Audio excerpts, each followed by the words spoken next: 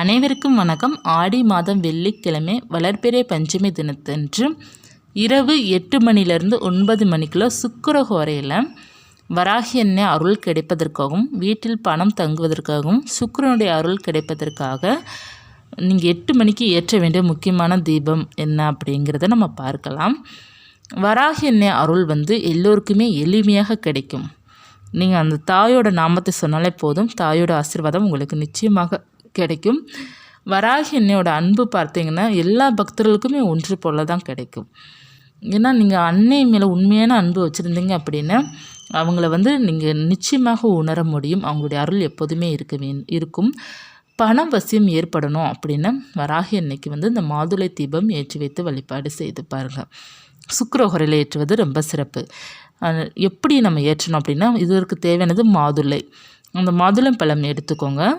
அதை எடுத்துகிட்டு அதில் இருக்கிற முத்துக்கள்லாம் நீங்கள் நீக்கிட்டு அந்த மாதுளை இருக்குது பார்த்திங்களா, அதில் கொஞ்சம் நல்லெண்ணெயோ நெய்யோ ஊற்றி பஞ்சுத்திரி போட்டு நீங்கள் தீபம் ஏற்றி வைத்து வழிபாடு செஞ்சாலே போதும். அந்த மாதுளை நிற்பதற்காக ஒரு அகல் விளக்கு எடுத்து அதற்கு மேலே மாதுளை வச்சு நீங்கள் அதற்கு மேலே நீங்கள் தீபம் ஏற்றி வைத்து வழிபாடு செய்வது அந்த மாதுளை நிற்கும். இது 1 ஏற்றலாம் அல்லது 2 ஏற்றலாம். 2 கூட நீங்கள் ஏற்றிக்கொள்ளலாம் அல்லது ஒரே ஒரு மாதுளை தீபம் நீங்கள் ஏற்றலாம். ரொம்ப நல்ல பலனை கொடுக்கும். அல்லது அந்த மாதுளை முத்துக்களோடே நீங்கள் தீபம் ஏற்ற போகிறீங்க அப்படின்னா அந்த பழத்தை கட் பண்ணிக்கோங்க. கட் பண்ணிவிட்டு அப்படியே ஒரு அகல் விளக்கில் வச்சுருங்க. வைத்துட்டு அதற்கு மேலே கொஞ்சம் நல்லெண்ணெய் விட்டு அந்த பஞ்சுத்திரி இருக்குது பார்த்திங்களா, அந்த நல்லெண்ணெயில் நல்லா நனைச்சிக்கோங்க. நனைச்சிட்டு அப்படியே தீபம் ஏற்றுங்க. இந்த தீபம் ஒரு 5 நிமிஷம் கூட எரியாது. அதாவது 5 to 10 நிமிஷம் தான். நமக்கு எப்படி நெல்லிக்கனி தீபம் நம்ம எப்படி 10 நிமிஷம் தான் டைம் இருக்கோ அதே அளவு தான் அந்த தீபம் சுடர் எரியும். அதற்கப்புறம் குளிர்ந்துடும். அதான் தானாக மலை ஏறலாமா அப்படின்னா ஏறலாம், தவறு கிடையாது.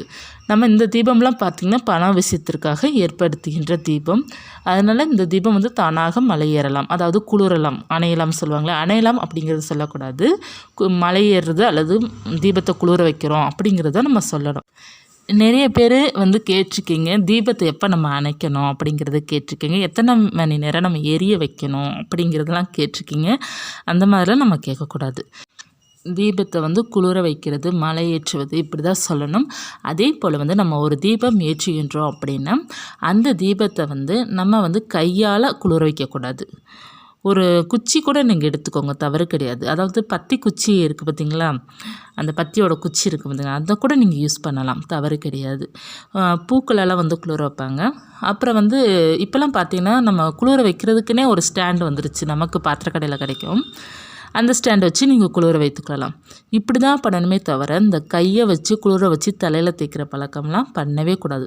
அந்த விளக்கு தான் நமக்கு ஜோதி தான் பார்த்திங்கன்னா கடவுள், அதாவது இறைவன். அந்த இறைவனை நம்ம கையை வச்சு நோண்டி இது பண்ணிக்கிட்டு இருக்கக்கூடாது. குளிர வைக்கும்போது சொல்கிறேன். இப்போ நீங்கள் விளக்கு ஏற்றும்போது நீங்கள் தான் எண்ணெய் ஊற்றி உங்கள் கையால் தான் நம்ம தீபம் ஏற்றுவோம். அந்த ஏற்றுறதோடு சரி. அதற்கப்புறம் நம்ம கை படக்கூடாது. குளிர வைக்கும்போது சொல்கிறேன். இப்போ கைப்படாமல் நீங்கள் மலை ஏற்றணும். அப்படி மலை ஏற்றுவது ரொம்ப நல்லது. பண வசியத்திற்காக இந்த மாதுளை தீபம் ஏற்றி வைத்து வழிபாடு செய்யுங்க. எப்போதுமே வெள்ளிக்கிழமை அன்று மாதுளை நெய்வேத்தியமாக வைத்தீங்க அப்படின்னா உங்களுடைய இல்லத்தில் வற்றாத செல்வம் எப்போதுமே இருக்கும். இந்த மாதுளை தீபம் இரவு 8 to 9 ஏற்றும்போது சுக்கிரனுடைய அருளும் கிடைக்கும். லக்ஷ்மிக்கு உகந்தது மாதுளை. லக்ஷ்மியோட அருளும் உங்களுக்கு பரிபூர்ணமாக கிடைக்கும். இந்த வெள்ளிக்கிழமைங்கிறதே நமக்கு ஸ்பெஷல் டே. அதனால் எப்போவுமே மிஸ் பண்ணிடவே கூடாது. வழிபாடுக்கு அந்தளவுக்கு நம்ம முக்கியத்துவம் கொடுக்கணும். மாதுளை தீபம் ஏற்றிய பிறகு அந்த மாதுளையை நீங்கள் என்ன செய்ய வேண்டும் அப்படிங்கிறது கேட்பீங்க. அது நீங்கள் மாதுளை முத்துக்களை எடுத்து வைத்து நீங்கள் வழிபாடு செய்கிறீங்க அப்படின்னா அதை பூஜை குப்பைகளுடன் சேர்த்து நீங்கள் கீழே போட்டுருங்க.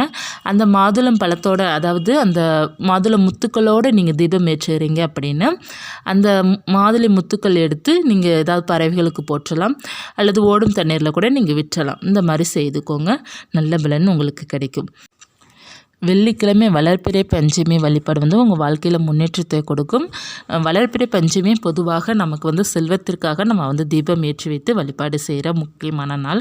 நல்ல ஒரு செல்வ கடாட்சி நமக்கு வேண்டும், சொந்த தொழில் நன்றாக லாபம் கொடுக்க வேண்டும் அப்படின்னா இந்த வழிபாடெல்லாம் செய்து பாருங்கள், நல்ல பலன் கிடைக்கும். இந்த தகவல் உங்களுக்கு உபயோகமாக இருந்துச்சு அப்படின்னா லைக் பண்ணிக்கோங்க. இது போன்ற ஆன்மீக தகவல் தெரிந்துக்கணும்னா சேனல் சப்ஸ்கிரைப் பண்ணி வச்சுக்கோங்க. மீண்டும் ஒரு தகவலை சந்திக்கிறேன். நன்றி.